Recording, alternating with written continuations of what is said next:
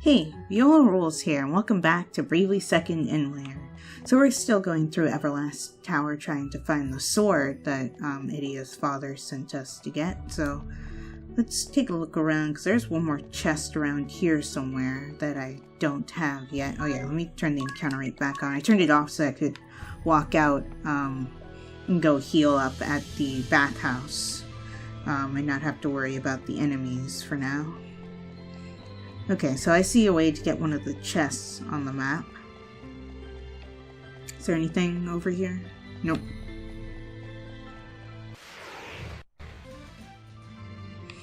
Okay, so let's go over here. And there's treasure here. Bacchus Wine. Nice. And, okay, so how do I get to... Oh, it's a locked chest. Oh wait, I have the key for that, so I can pick that up if I can figure out how to get over there. Okay, so this is the way that I need to go to get to the quest spot. But let's head down here. Okay, so we have a chest here. Wow, that's a lot of money. Nice. I'll be able to get so much equipment after this. Oh. Well, I found a new enemy, the Daedalus. Everybody else default. Heal speak to Earth. Of the beast family. Okay. Okay, so let's just go all out and attack. I won't bother using any of their special attacks except for the Hunter, because I want you to use Beast Slayer on the Daedalus there. And just have you attack normally. Ooh, nice multitask. Because one of the weapons that Tiz is using is useful against the Earth Lantern because it's wind elemental.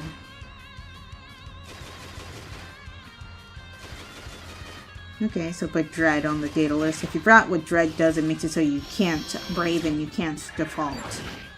So it's useful against enemies who might have the ability to do that. Yeah, and since the target for that was eliminated, that didn't deal as much damage as it could have.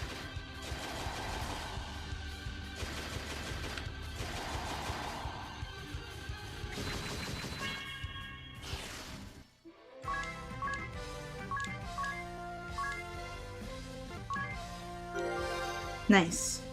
Use Red Mage class, gained a job level, and learned the support ability MP free in a pinch.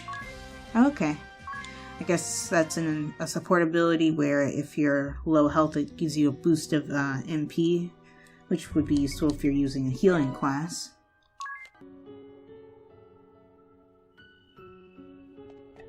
Oh, this area is new. Oh, hey, Fox is up here. Let me go get that chest first. Okay, so let's walk around and see what's in this chest over here. Turbo Ether. Okay.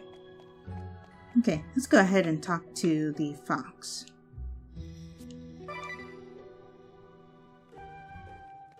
You want us to take a survey?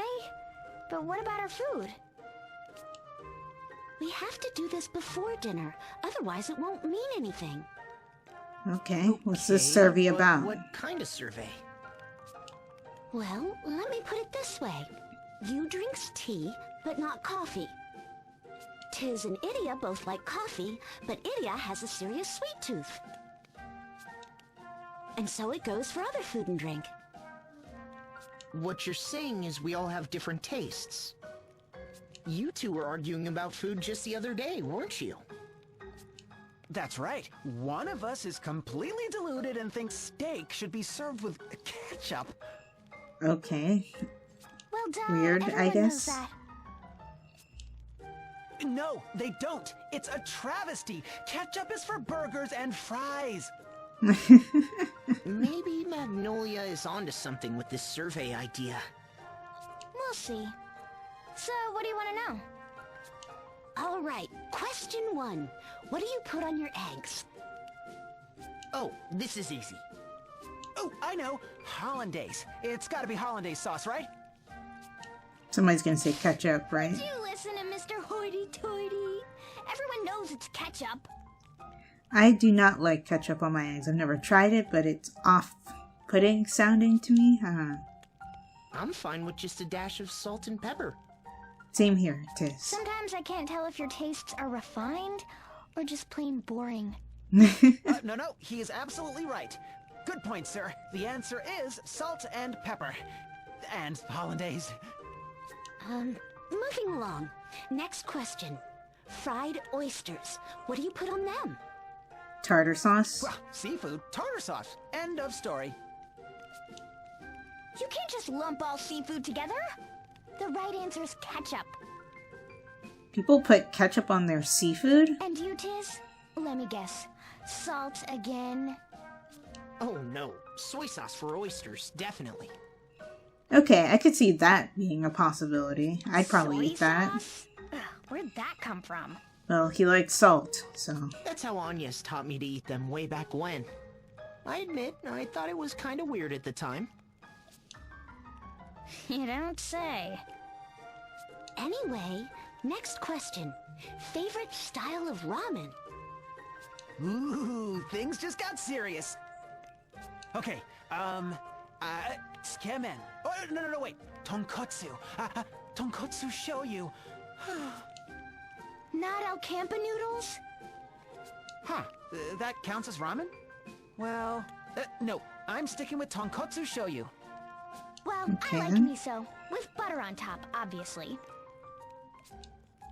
And a dash of vinegar too, right? Tis exactly. Which means you're also... Sorry, I'm a salt man. I prefer a clear broth to a creamy one. What about you, Magnolia? Yeah, Magnolia hasn't answered any of the questions. Well, since I came to Luxembourg, I've had a lot of ramen. And I mean a lot.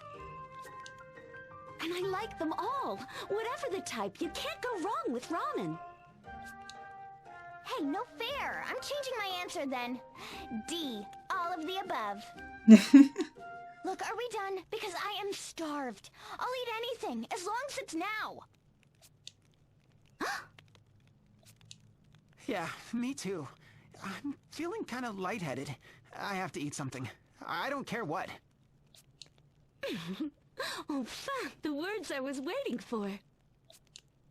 Today's menu is Magnolia's special boiled meat and spuds. À la lune. Gosh, that sounds impressive. But what's a laloon? It just means the moon in... Bleak and Moonlish. featureless. Huh? Did you say something? Oh, I can't hide it any longer. I'm so sorry. It's a complete disaster. You remember how we put all our herbs and spices in one basket? Well, I must have dropped it somewhere. Oh, no. I've been waiting for you to say you're so hungry you'll eat anything. Oh. Why of all the sneaky tricks? So, bland food it is, I guess.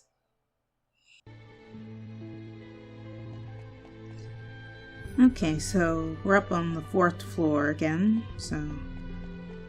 Oh. Oh yeah, this is where the summon was, I think. That was you, right? Oh, what? Oh, you've already got it. You stole at me for nothing. Go on then, shoo! Yeah, that's where you get the summon from in this dungeon. I showed that off earlier, but it was in that video. There's like a compilation of side quest stuff that I did before starting the New Game Plus, so in case you didn't watch that, that's where you pick up that summon from. Okay, let's go to this staircase over here, because I'm still missing a chest from the lower floor. Oh, and this is how you get to it. Nice. A Ripper. Ooh. So let's read about the Ripper.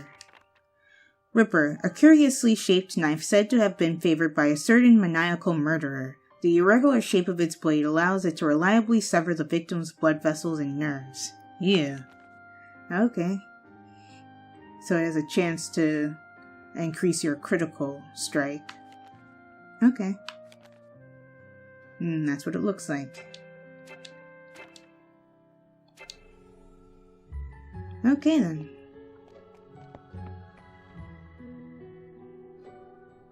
Okay, there's one more chest on this floor, and it's up by where the quest item is. Let me just head upstairs real quick though.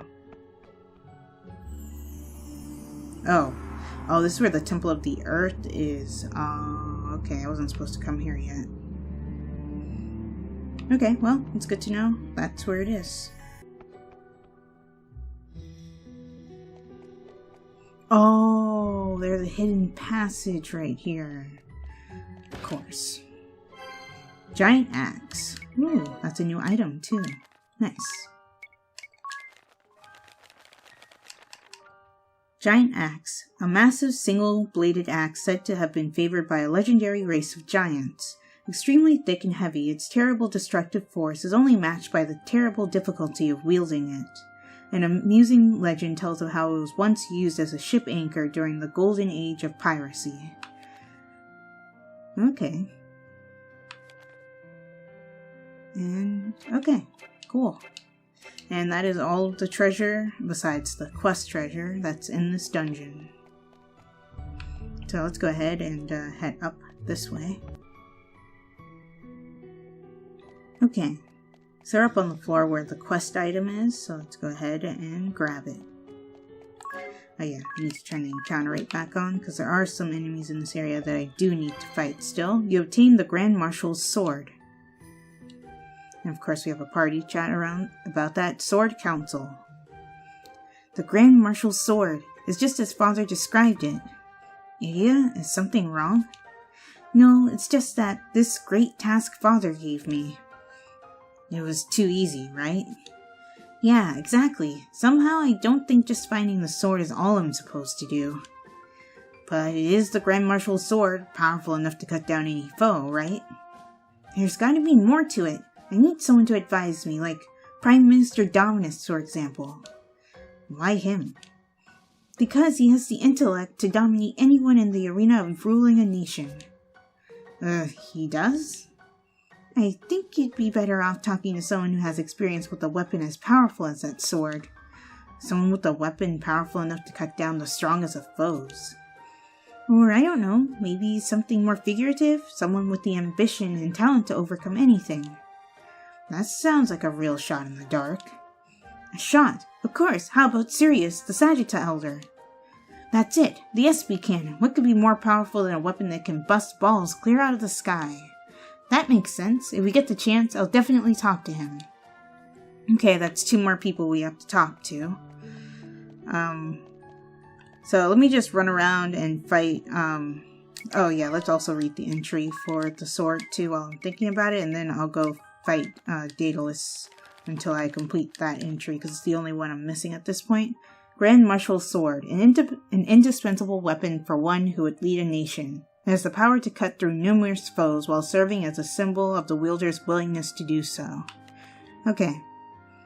So I guess we were supposed to pick up both items, not one or the other. Okay, cool. So I'll be right back after I complete the bestiary entries for this area. Okay, and that was the final enemy that I need for this area. So let's go ahead and read the entries for them. The Daedalus, blue skin, long hair, and a confident swagger, not to mention big horns.